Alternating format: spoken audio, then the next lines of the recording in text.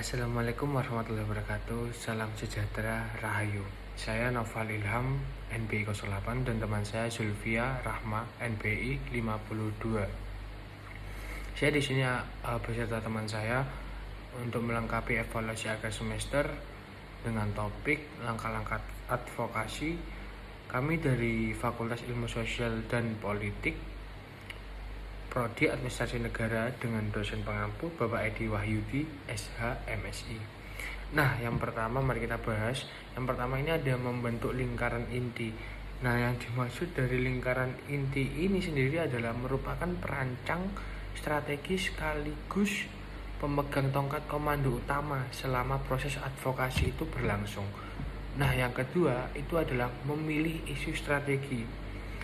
Nah, di mana lingkaran inti bertugas mengumpulkan data dan informasi sebanyak mungkin untuk menganalisis yang mana di antara dari sekian banyak data yang diperoleh dalam masyarakatnya benar-benar strategis untuk diadvokasikan. Ada beberapa hal yang perlu dipertimbangkan dalam pemilihan isu strategis. Yang pertama, ini ada faktor aktualitas. Yang kedua, penting dan mendesak. Isu tersebut sesuai dengan kebutuhan dan aspirasi dari masyarakat. Nah, yang ketiga ini ada merancang sarana dan strategi. Nah, yang dimaksud dari merancang sarana dan strategi ini adalah sebuah perumusan yang sasarannya untuk suatu kegiatan atau program harus tetap mengacu pada tujuan. Dan isi advokasi yaitu suatu upaya untuk merubah kebijakan publik. Nah, yang keempat ada mengolah data dan mengemas informasi. Dari hasil riset atau pengumpulan data perlu dikemas dengan sedemikian rupa untuk keperluan seluruh proses advokasi itu berlangsung. Nah, data dan informasi yang sama jika digunakan untuk keperluan melobi pejabat pemerintah tentu saja memerlukan kemasan dan cara penyajian yang berbeda jika digunakan untuk keperluan menggalang dukungan langsung dan aktif. Nah, yang kelima sendiri ada menggalang sekutu dan pendukung. Nah, yang dimaksud dari menggalang sekutu dan pendukung itu adalah penggalangan sekutu dan sistem pendukung menjadi sangat vital dalam setiap kegiatan advokasi.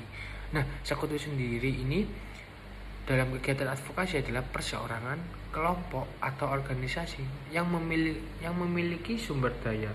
Nah, yang dimaksud dari memiliki sumber daya ini adalah yang pertama mungkin saya kasih contoh bisa keahlian, akses, pengaruh, informasi, sarana dan prasarana.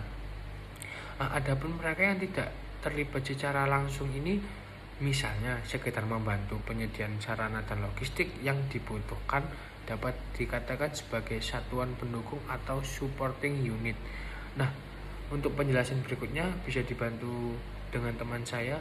Silakan Mbak Zulfia. Saya akan melanjutkan pembahasan sebelumnya.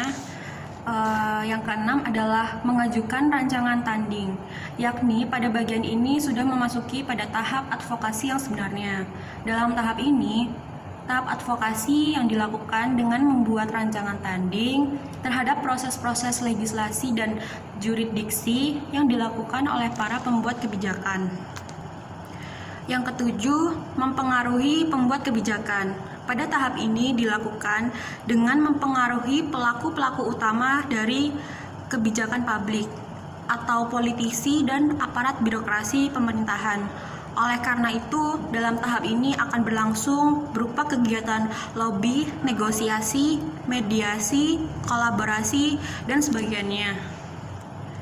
Yang kedelapan adalah membentuk pendapat umum, yakni pada jalur ketiga dalam proses sosialisasi dan mobilisasi. Pada jalur ini, proses advokasi dilakukan dalam beberapa kegiatan seperti kampanye, siaran pers, unjuk rasa, boikot, pengorganisasian basis, dan pendidikan politik.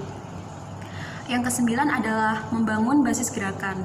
Pada proses advokasi ini, memusatkan perhatian pada pengembangan basis massa dari gerakan advokasi, seperti pendidikan politik, penyadaran sebagai bagian penting dari proses-proses sosialisasi dan mobilisasi untuk melancarkan tekanan sosial dan politik ke arah terjadinya perubahan-perubahan kebijakan publik ke arah yang memihak kepentingan masyarakat secara luas. Dan yang terakhir adalah memantau dan menilai program. Pada tahap ini, pemantauan terhadap keseluruhan proses advokasi menjadi hal yang paling penting pada kaitannya untuk mengantisipasi strategi advokasi yang dijalankan. Jika tidak, advokasi ini bisa menjadi tidak efektif dan akan menimbulkan sebuah kontraproduktif sama sekali. Sekian presentasi dari kelompok kami. Terima kasih. Assalamualaikum warahmatullahi wabarakatuh.